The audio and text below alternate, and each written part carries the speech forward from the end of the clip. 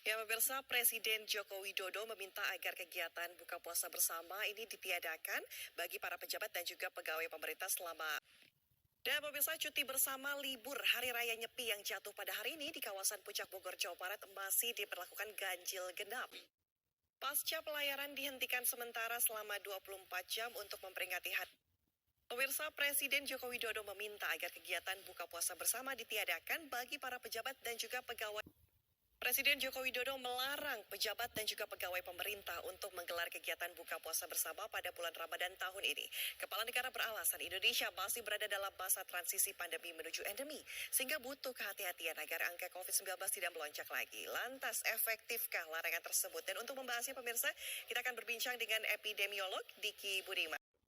Ya, pemirsa, polemik kedatangan timnas U20 Israel ini terus bergulir hingga saat ini. Informasinya tentu akan kami hadirkan usai jeda.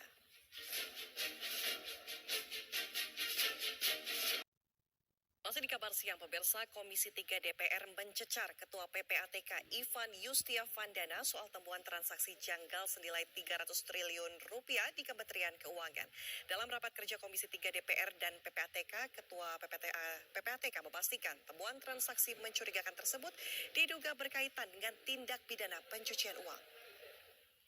Cuitan Fatimah Zahratunisa melalui akun Twitternya soal piala yang diperolehnya usai memenangkan kontes penyanyi di Jepang dikenakan bea masuk dan pajak impor oleh pihak Ditjen Bea dan Cukai Kemenkyu mendadak viral.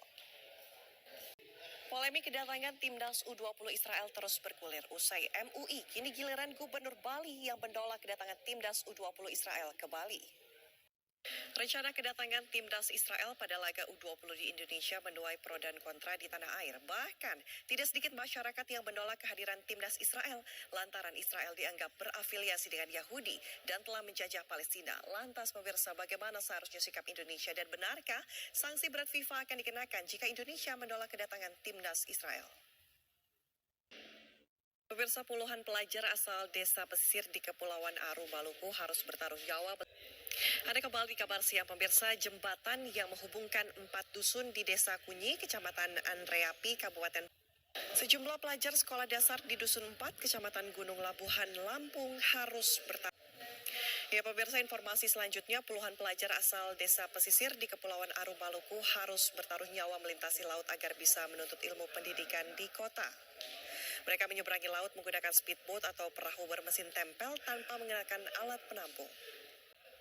Seekor ular sanca sepanjang 3 meter ditemukan warga di batas dinding. Petugas Balai Karantina Pertanian Hewan dan juga Tumbuhan bersama Bea Cukai Kabupaten. Para pedagang pakaian bekas di Pasar Gede Bage, Bandung, Jawa Barat, pemirsa, memilih tutup sementara waktu. Para pedagang mengaku ketar-ketir dengan adanya larangan impor pakaian bekas atau yang biasa dikenal dengan thrifting. Sejumlah pedagang pakaian bekas impor di Gorontalo menolak aturan pemerintah terkait dengan larangan penjualan pakaian bekas impor. Hal tersebut, pemirsa, dinilai menghilangkan sumber pendapatan mereka. Sementara itu, di Tanjung Pinang, Kepulauan Riau, para pedagang thrifting meminta pemerintah mengkaji ulang larangan tersebut.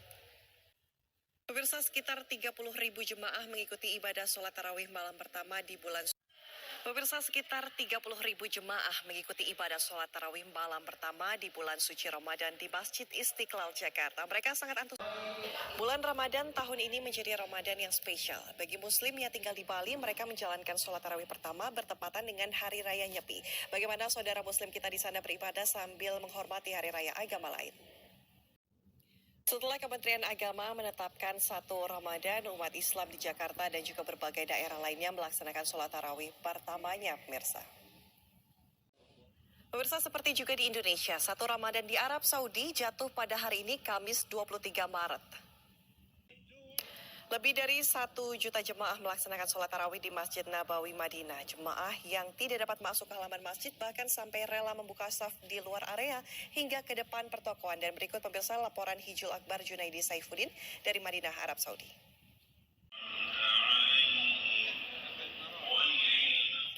Memasuki bulan suci Ramadan, pengrajin kolang-kaling makanan berbuka puasa mulai kebanjiran pesanan. Informasinya usai jeda.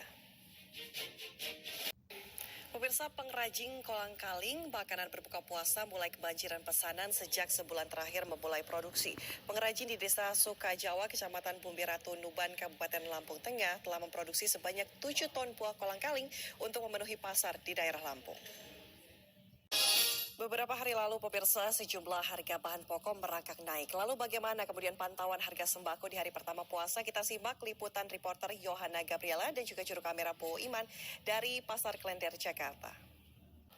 Pemirsa, tim nasional Indonesia siap melakukan FIFA Matchday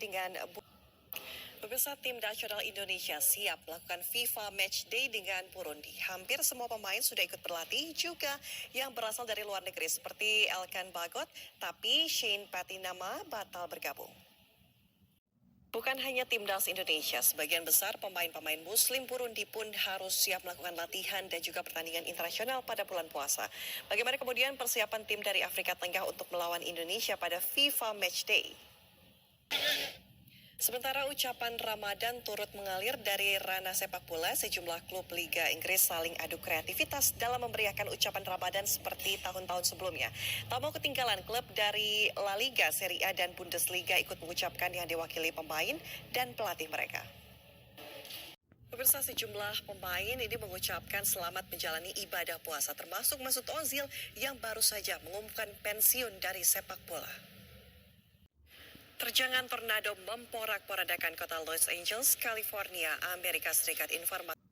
Pemirsa, gempa berkekuatan magnitudo 6,5 mengguncang Pakistan dan Afghanistan. Gempa menyebabkan 13 orang meninggal di kedua negara. Terjangan tornado memporak-porandakan kota Los Angeles, California, Amerika Serikat. Tidak ada korban.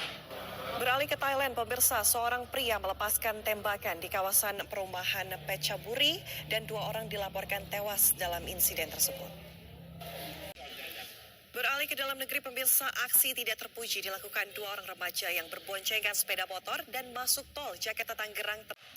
Pemirsa, informasi tadi sekaligus menutup jumpa kita di kabar siang hari ini. Saya Anatea Lita pamit undur diri. Terima kasih pemirsa. Sampai jumpa.